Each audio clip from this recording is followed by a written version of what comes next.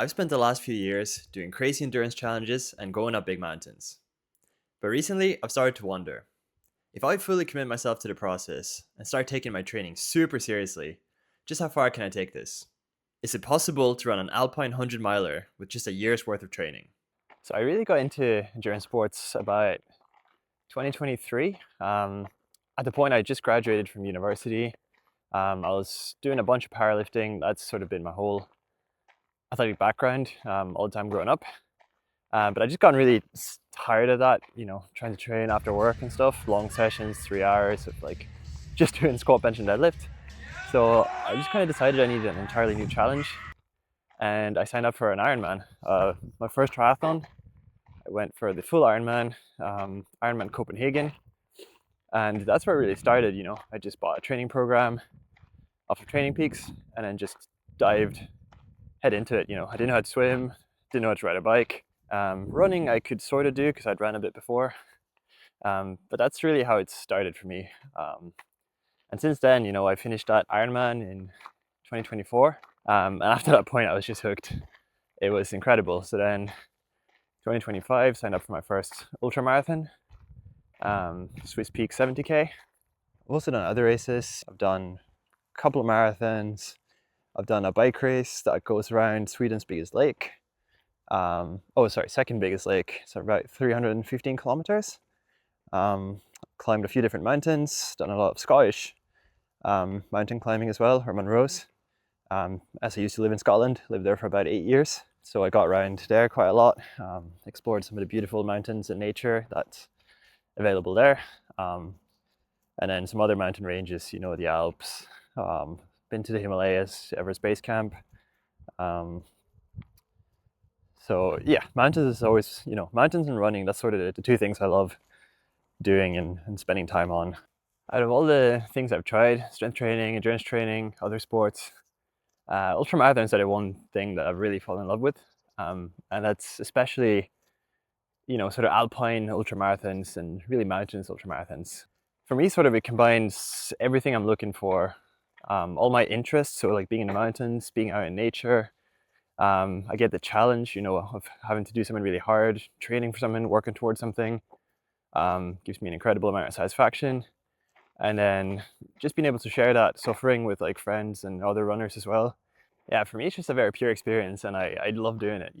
I've always been more of a completionist. So, finish X, finish Y, do the Ironman, do these 75K races. But I've never really trained for anything more than that, sort of given it my all to sort of try and set a good time at anything or be competitive. So I really want to make a dedicated effort to sort of do that and see how far I can go. I think the distance I'm sort of looking to do that would be the 100 miler. It's also a new distance for me. I've only ever ran 75K before in Swiss Peaks and Cal 100. So that'll be a new challenge as well. But I just want to see what happens when I really commit to something, train really hard. It really begs the question of how good can I actually become at this? And am I capable of completing 100 milers, alone racing them?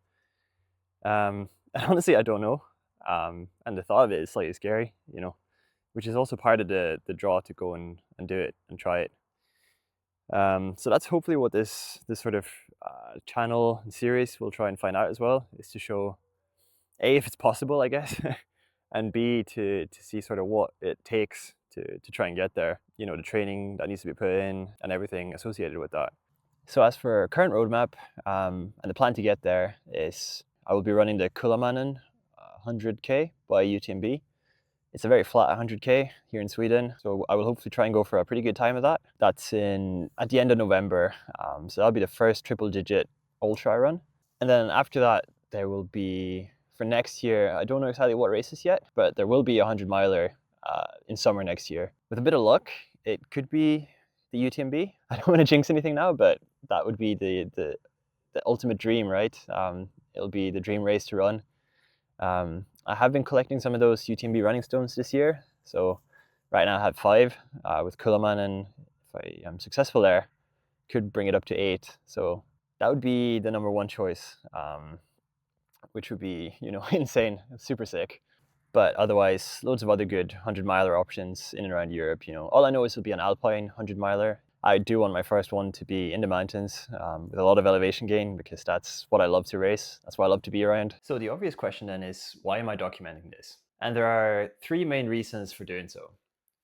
The first one is because it's the kind of thing I wish I had had when I started out with trail running and ultra running. Just someone normal to sort of watch their journey, go through their journey, the things they're doing to prepare for it, training, kit, nutrition, recovery, race preparation, all of that stuff, because it can be a very intimidating sport to get into. It's still, sadly, very much a niche sport in the grand scheme of things, both trail running and ultra running for that matter.